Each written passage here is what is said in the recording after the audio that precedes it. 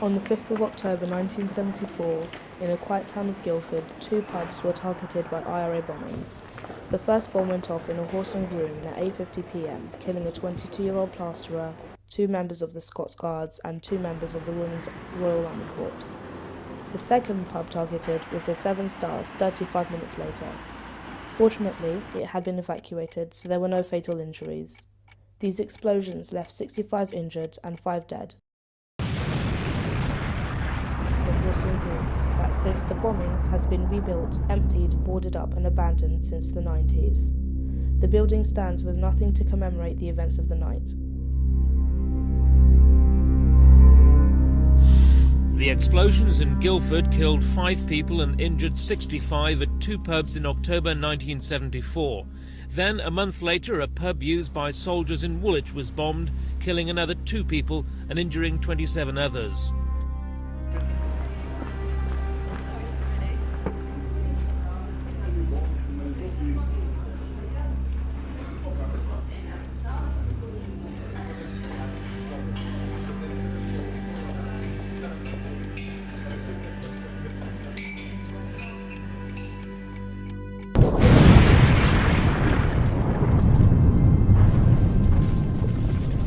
The Seven Stars has since been reconstructed and is now one of the oldest Costa coffees in England. At first glance, the building's past history would come as a shock to most people. No mementos or structural documents of this tragic night remain, and the staff have no prior knowledge when asked. Further investigation showed that the pubs were targeted because they were popular with the British Army soldiers.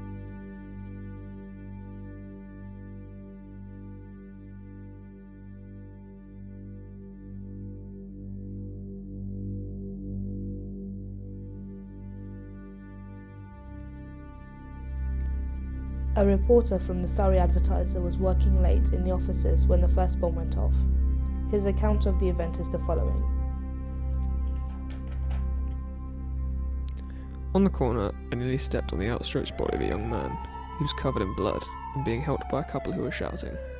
Everyone was shouting and screaming.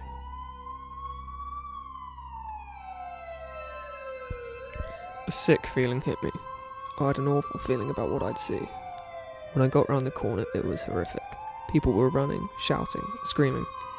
Many of them were young girls, and many were clutching bleeding heads. There was blood everywhere.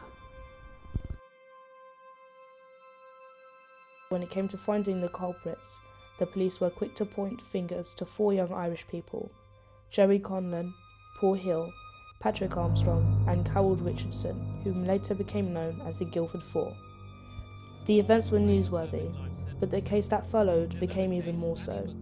The Guildford Four were sentenced to life imprisonment for murder and for other charges, though the accused stayed adamant that they were innocent from the very start. In 1989, their case was reopened and they were found not guilty. After 15 years of injustice, the Guildford Four were released. The injustice of the case had been made into an Academy Award-winning film. In the matter of Her Majesty versus Gerard Patrick Conlon, the case is hereby dismissed. All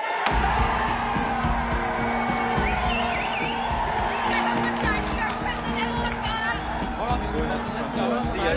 Come on, sir. Come on. This way. Let's go. Going over the front back. What about Giuseppe Conlon? Your Honour, he was an innocent man. Conlon, it's not a good idea. Who's the back?